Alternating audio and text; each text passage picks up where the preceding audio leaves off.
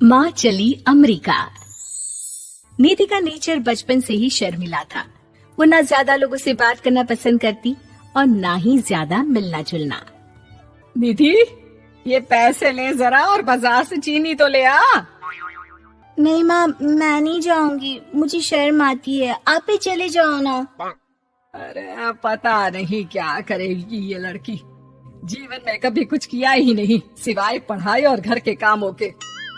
इसकी शादी भी आसपास ही कहीं करवा दो, दूर जाकर इसका गुजारा कैसे होगा। निधि सुनती सबकी, समझती भी, लेकिन चुप करके रह जाती।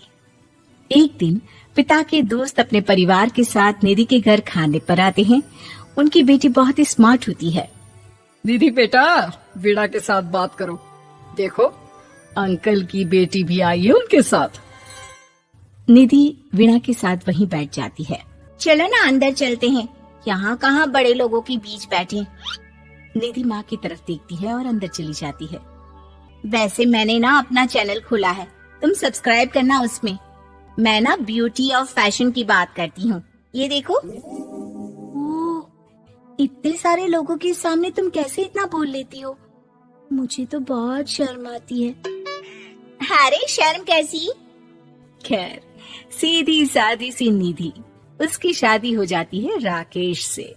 राकेश एक स्मार्ट लड़का था, उसे घूमना फिरना पसंद था, लेकिन निधि का शर्मिला व्यवहार वो समझ जाता है।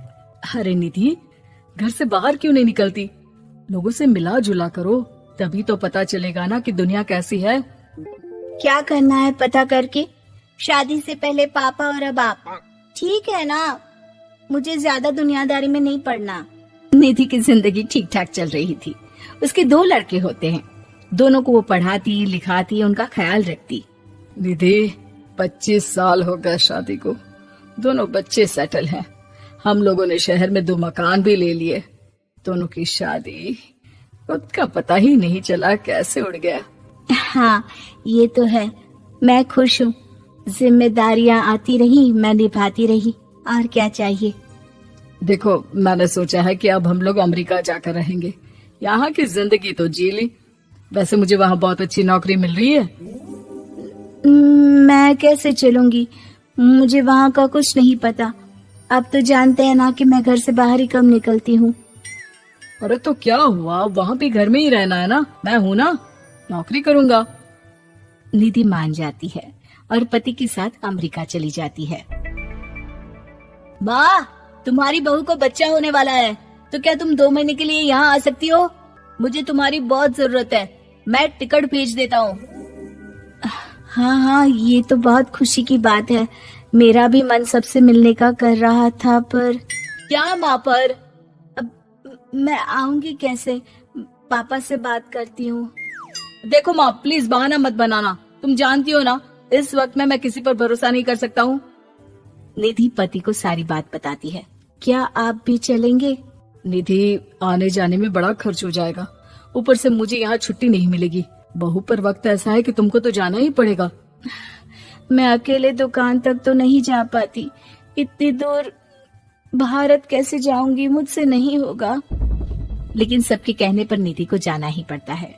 एयरपोर्ट में घबराई निधि एक मुसाफिर से कहती है, मैं ना भारत जा रही हूँ, दिल्ली जाने वाली फ्लाइट।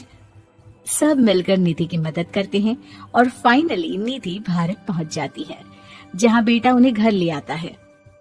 वाह माँ जी, यहाँ तो मैं भोपाल तक नहीं जा पाती, आप अमेरिका से आ गई। भाई, चालाकी तो औरतों में होनी ही चाहिए, यहाँ हम बुद्धू के बुद्धू रह गए। निधि इतनी दूर और लंबा सफर करके थक जाती है। वो चुपचाप बैठ जाती है। बैठना नहीं है माँ जी, बच्चा पकड़ना है, ये लीजिए।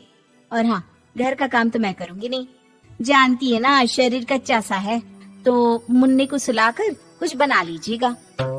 निधि को बहू का व्यवहार बहुत बुरा लगता है। जैसी भी थी, पिता और पति की हमेशा लाडली रही थी निधि। निधि बेटी की तरफ देखती है। माँ, वो काम वाली कोई मिल नहीं रही है ना, मैं देखने की कोशिश तो कर रहा हूँ, जैसे ही मिल जाएगी वो संभाल लेगी सारा काम। अरे कैसी बात कर रहे हो? जब पहले मैंने कहा था कि अमेरिका से इनके टिकट में जो पैसा खर्च कर रहे हो उतने में नौकरानी रख लो, तो नहीं, मेरी बात पर विश्वास नहीं था। कि ना ना कोई मेरे बच्चे को अच्छे से नहीं संभालेगा। अब इनका भी खर्चा और नौकरानी का भी खर्चा। अरे ना जी ना, मैं नहीं संभाल सकती। निधि जैसे तैसे 2 महीने रहकर वापस अमेरिका चली जाती है, लेकिन वहां जाते ही जैसे राकेश उसे देखता है उसके गले लग जाता है। ये क्या हालत बना रखी है निधि, कैसी लग रही हो? खाना नहीं खाती थी क्या? क्या हो गया? निधि पति से कुछ नहीं कहती, बस रोती ही चली जाती है। मैं नहीं चाहूंगी कभी भी भारत, आप मुझे हमेशा यहीं रखना अपने पास। राकेश बेटे को फोन करता है। तुम्हारी माँ की जो दुर्दशा करके तुमने भेजा है ना, मुझे पता होता तो मैं अपनी बीवी को कभी तुम्हारे पास नहीं भेजता। पापा, आप तो रीना का नेचर जानते हैं ना, वो माँ पर हावी रहती थी। अब मैं तो ऑफिस चला जाता था, वो माँ पर जुल्म करती है और माँ भी इतनी सीधी है कि चुपचाप सहती रही। मुझे माफ कर दीजिए पिताजी। खैर, राकेश कहता भी क्या, प्यार दुलार के साथ अपनी निधि को संभालने में लग जाता है। लेकिन कहते ना, वक्त हमेशा एक सा नहीं रहता। अमेरिका में ही राकेश की मृत्यु हो जाती है और निधि अकेली रह जाती है। बड़ा बेटा कहता है, माँ भारत चलो ना, हम लोग साथ रहेंगे। निधि को जैसे ही वो सब सीन्स याद आते हैं वो परेशान हो जाती है। समझ में नहीं आता कि पति के बिना अब जीवन कैसे चलाएगी। मैंने सारा जीवन घर का काम किया, घर देखा और जिंदगी चलाई, लेकिन जिस घर में रही सबने प्यार दिया, मैं वहां नहीं जाना चाहती। तभी राकेश जिस कंपनी में काम करता था उसका मालिक निधि के घर आता है। वो भी भारतीय ही होता है। दीदी, राकेश ने आपके बारे में बताया था। जब से आप भारत से लौटी थी उसे आपकी बहुत चिंता रहती थी, इसलिए उसने मुझसे कहा था कि कभी अगर वो ना रहे तो मैं आपको ये पैसे दे दूं। और हाँ, हम लोगों की कंपनी में आपके लिए नौकरी भी है। निधि पति के पैसे देखकर मन में तसल्ली करती है और नौकरी के लिए हाँ कर देती है। अरे पागल है क्या माँ, कैसे नौकरी करोगी? ये अमेरिका है, दिल्ली नहीं। वहाँ तो तुम घर से निकल भी नहीं पाती थी, यहाँ कैसे? मेरे पति, मेरे पिता मुझे खुश देखना चाहते थे। वो लोग जब तक थे मुझे किसी चीज के लिए ना फोर्स किया, ना कभी कमी होने दी। पर अब मुझे जीवन जीने के लिए घर से निकलना ही होगा। बेटा, तुम तो अगली फ्लाइट से भारत लौट जाओ, मैं यहीं खुश हूँ।